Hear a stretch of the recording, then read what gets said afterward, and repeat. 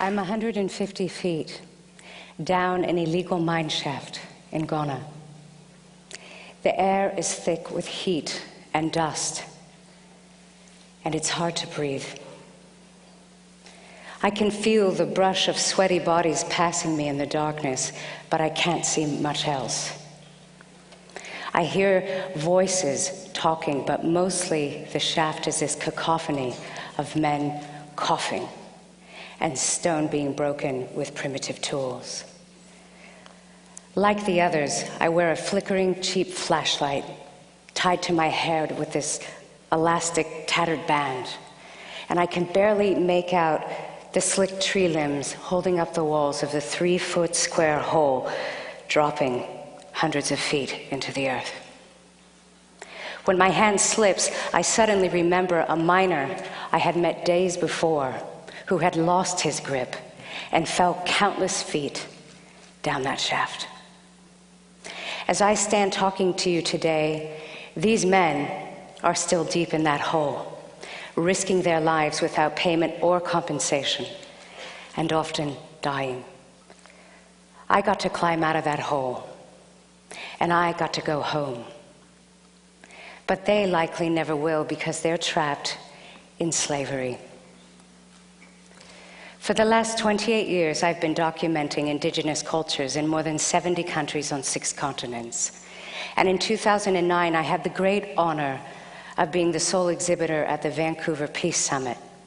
Amongst all the astonishing people I met there, I met a supporter of Free the Slaves, an NGO dedicated to eradicating modern-day slavery. We started talking about slavery, and really, I started learning about slavery, for I'd certainly known it existed in the world, but not to such a degree. After we finished talking, I felt so horrible and honestly ashamed at my own lack of knowledge of this atrocity in my own lifetime. And I thought, if I don't know, how many other people don't know? It started burning a hole in my stomach, so within weeks, I flew down to Los Angeles to meet with the director of Free the Slaves and offer them my help. Thus began my journey into modern-day slavery. Oddly, I had been to many of these places before. Some I even considered like my second home. But this time, I would see the skeletons hidden in the closet. A conservative estimate tells us there are more than 27 million people enslaved in the world today. That's double the amount of people taken from Africa during the entire transatlantic slave trade. 150 years ago, an agricultural slave cost about 3 times the annual salary of an American worker. That equates to about $50,000 in today's money. Yet today, entire families can be enslaved for generations over a debt as small as $18. Astonishingly, slavery generates profits of more than $13 billion worldwide each year. Many have been tricked by false promises of a good education, a better job, only to find that they're forced to work without pay, under the threat of violence, and they cannot walk away. Today's slavery is about commerce, so the goods that enslaved people produce have value, but the people producing them are disposable. Slavery exists everywhere, nearly, in the world, and yet it is illegal everywhere in the world. In India and Nepal, I was introduced to the brick kilns. The strange and awesome sight was like walking into ancient Egypt or Dante's Inferno. Enveloped in temperatures of 130 degrees, men, women, children, entire families, in fact, were cloaked in a heavy blanket of dust, while mechanically stacking bricks on their head, up to 18 at a time, and carrying them from the scorching kilns to trucks hundreds of yards away. Deadened by monotony and exhaustion, they work silently, doing this task over and over for 16 or 17 hours a day. There were no breaks for food, no water breaks, and the severe dehydration made urinating pretty much inconsequential. So pervasive was the heat and the dust that my camera became too hot to even touch and ceased working. Every 20 minutes, I'd have to run back to our cruiser to clean out my gear and run it under an air conditioner to revive it. And as I sat there, I thought, my camera is getting far better treatment than these people. Back in the kilns, I wanted to cry. But the abolitionist next to me quickly grabbed me and he said, "Lisa, don't do that. Just don't do that here." And he very clearly explained to me that emotional displays are very dangerous in a place like this, not just for me, but for them. I couldn't offer them any direct help. I couldn't give them money, nothing. I wasn't a citizen of that country. I could get them in a worse situation than they were already in. I'd have to rely on Free the Slaves to work within the system for their liberation, and I trusted that they would. As for me, I'd have to wait until I got home to really feel my heart break. In the Himalayas, I found children carrying stone for miles down mountainous terrain to trucks waiting at roads below. The big sheets of slate were heavier than the children carrying them, and the kids hoisted them from their heads using these handmade harnesses of sticks and rope and torn cloth. It's difficult to witness something so overwhelming. How can we affect something so insidious, yet so pervasive? Some don't even know they're enslaved, people working 16, 17 hours a day without any pay. Because this has been the case all their lives. They have nothing to compare it to. When these villagers claimed their freedom, the slaveholders burned down all of their houses. I mean, these people had nothing, and they were so petrified they wanted to give up. But the woman in the center rallied for them to persevere, and abolitionists on the ground helped them get a quarry lease of their own, so that now they do the same back-breaking work, but they do it for themselves, and they get paid for it, and they do it in freedom. Sex trafficking is what we often think of when we hear the word slavery. And because of this worldwide awareness, I was warned that it would be difficult for me to work safely within this particular industry. In Kathmandu, I was escorted by women who had previously been sex slaves themselves. They ushered me down a narrow set of stairs that led to this dirty, dimly fluorescent lit basement. This wasn't a brothel per se, it was more like a restaurant.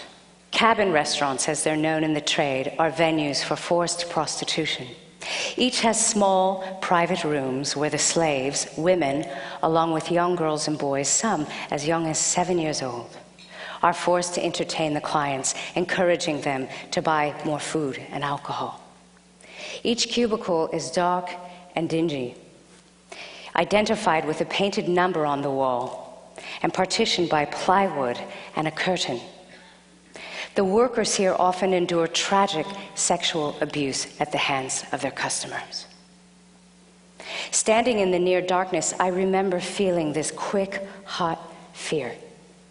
And in that instant, I could only imagine what it must be like to be trapped in that hell. I had only one way out, the stairs from where I'd come in. There were no back doors. There were no windows large enough to climb through. These people have no escape at all. And as we take in such a difficult subject, it's important to note that slavery, including sex trafficking, occurs in our own backyard as well. Tens of hundreds of people are enslaved in agriculture, in restaurants, in domestic servitude, and the list can go on.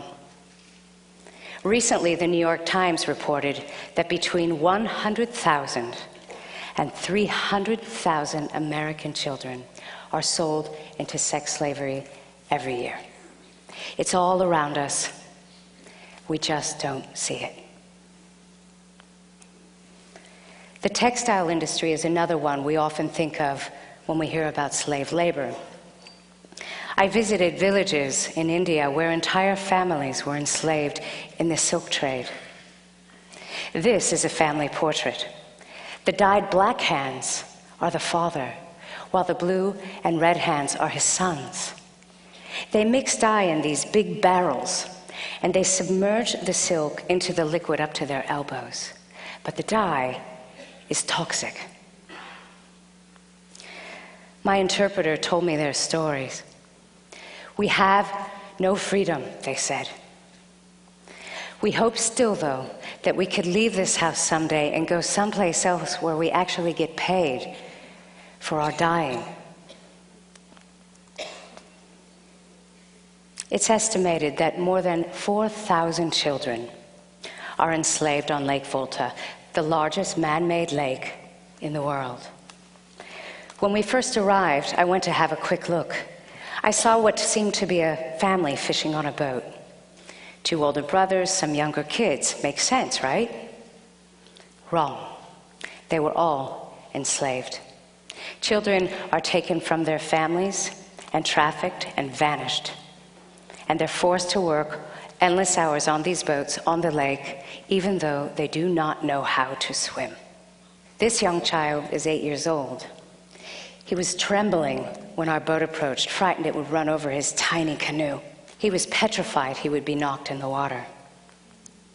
The skeletal tree limbs submerged in Lake Volta often catch the fishing nets, and weary, frightened children are thrown into the water to untether the lines.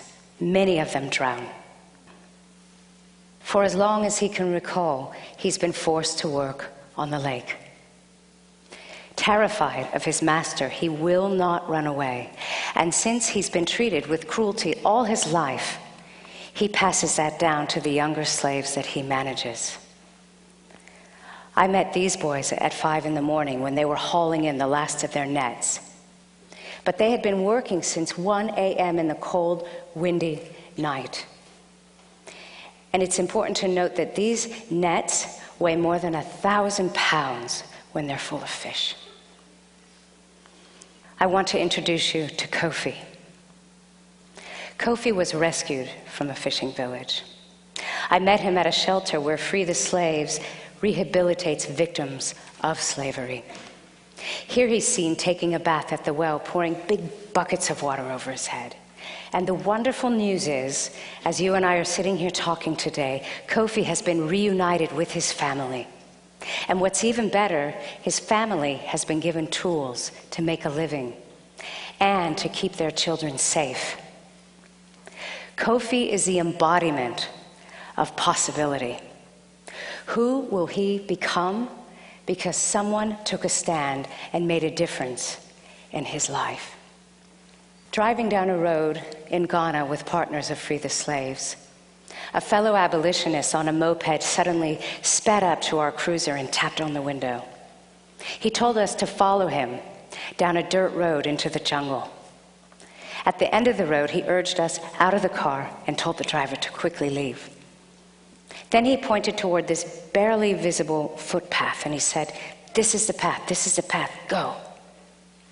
As we started down the path, we pushed aside the vines blocking the way, and after about an hour of walking in, found that the trail had become flooded by recent rains.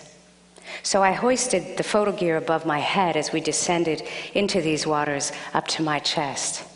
After another 2 hours of hiking, the windy trail abruptly ended at a clearing.